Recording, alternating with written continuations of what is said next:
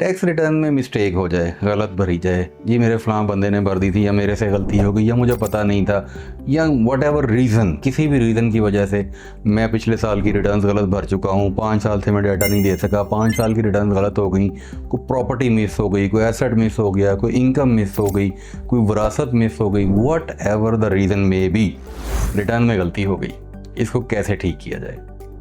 बहुत सारे लोग आते हैं, वो ये क्वेश्चन करते हैं कि जी हमने अपनी टैक्स रिटर्न भरी थी, हम फ़लाँ चीज़ भूल गए, या हमारा बंदा कोई ऐसा था, वो इतना काबिल नहीं था या इतना एक्सपीरियंस नहीं था, तो वो कोई गलती कर गया, कोई इनकम गलत जगह लिख गया, कोई इनकम मिस कर गया, कोई एक्सपेंस मिस कर गया। तो उसका सलूशन अब क्या करें जी? अब इस साल की टैक्स रिटर्न में आप देख लें, इस साल में इसको कुछ कर ली। देखिए, ये टैक्स पेयर का कॉमन प्रॉब्लम है। टैक्स पेयर को लगता है कि ये इस साल में हम पिछली गलती को ठीक कर सकते हैं, ऐसा नहीं है। इसका बड़ा आसान सलूशन है। FBR का जो कानून है, इनकम टैक्स ऑर्डिनेंस, वो आपको अलाउ करता है कि आप रिवाइज कर लें। अगर किसी जगह पे आपसे मिस्टेक हो गई है तो रिवीजन कर लें। अपवर्ड रिवीजन के लिए टैक्स रिटर्न की बात करूं तो कोई अप्रूवल की ज़रूरत नहीं है, लेकिन अगर आप कोई ऐसी रिवीजन करना चाह रहे हैं जिसमें आपकी इनकम कम हो रही है, टैक्स पेएबल कम हो रहा है या रिफंड बढ़ रहा है, तो आपको कमिश्नर की अप्रूवल लेनी पड़ेगी और उसको जस्टिफाई करना पड़ेगा कि मेरे से ये मिस्टेक हुई, ये मेरे फैक्ट्स एंड फिगर ओवरस्टेट हो गए और अब मैं इसको ठीक करना चाहता हूँ। तो वो आपको परमिशन ग्रांट कर देंगे और उसके बाद आप अपनी टैक्स रिटर्न रिवाइज कर सकते हैं।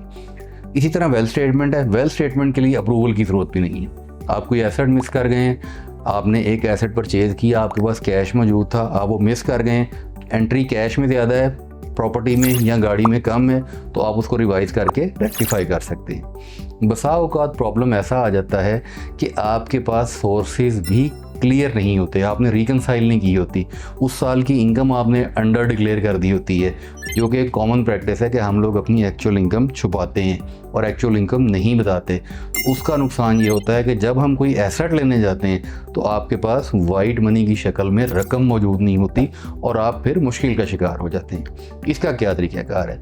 इसमें आप अपनी इनकम टैक्स रिटर्न और वेल्थ स्टेटमेंट दोनों को रिवाइज़ कीजिए, दोनों को रिवाइज़ करके रिकनसाइल कीजिए और उसको जितने सालों में प्रॉब्लम है वो सारे के सारे साल स्टेप बाय स्टेप, एक के बाद एक करके रिवाइज़ करके करंट ईयर तक उसको एक्यूरेट करके ले आइए।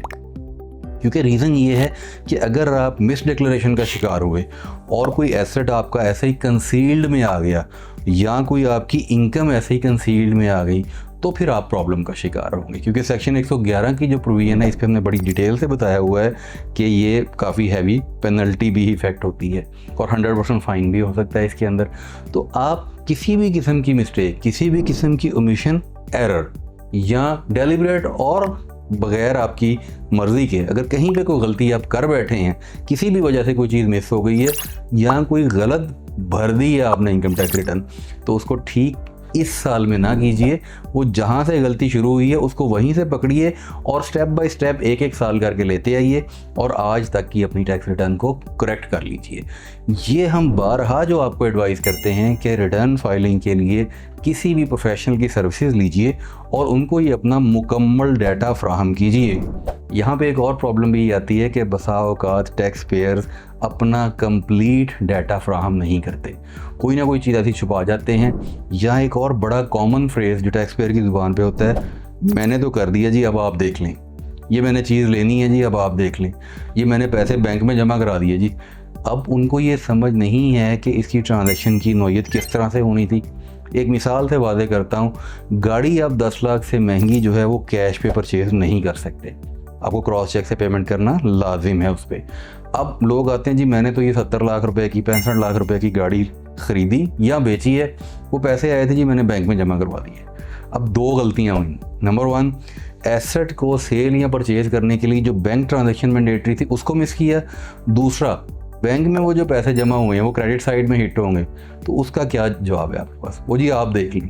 तो इस किस्म की चीज़ें बाज़ औक़ात आप गलती कर जाते हैं, इसलिए टैक्स प्रोफेशनल्स आपको इन चीज़ों पे गाइड करते हैं। अपनी डिक्लेरेशन को ठीक रखिए, अपनी चीज़ों के लेन देन के मामलात को ठीक रखिए। सेक्शन 21 बिज़नेस कम्युनिटी जानती हैं, बहुत डेंजरस सेक्शन है, हमने बड़ी डिटेल से इस पर बात की है।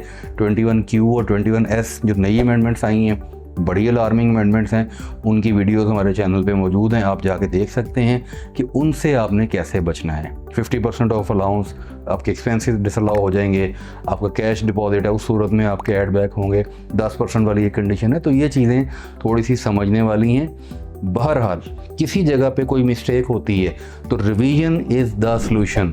ये मत कीजिए कि इस साल में कोई एडजस्टमेंट करके ऊंच नीच करके तो अपनी रिटर्न को मैनेज करें और उसके बाद कहीं से झूठा सच्चा गिफ्ट डाल लें, कहीं से कोई इन्फ्लो ऐसा डाल के अपना कैश बढ़ाएं और वो एसेट जो मिस हुआ है उसको डाल लें, या वॉट जो भी मिस्टेक हुई है उसकी बजाय जिस साल का वो इशू था उस साल को रिवाइज़ कर लें और रिवाइज़ करके अपनी करंट टैक्स ईयर तक उसको करेक्ट करके ले आएँ। ये मैकेनिज्म FBR के सिस्टम में मौजूद है। इनकम टैक्स ऑर्डिनेंस आपको अलाउ करता है कि आप रिवाइज्ड वेल्थ स्टेटमेंट या रिवाइज्ड टैक्स रिटर्न फाइल कर सकते हैं।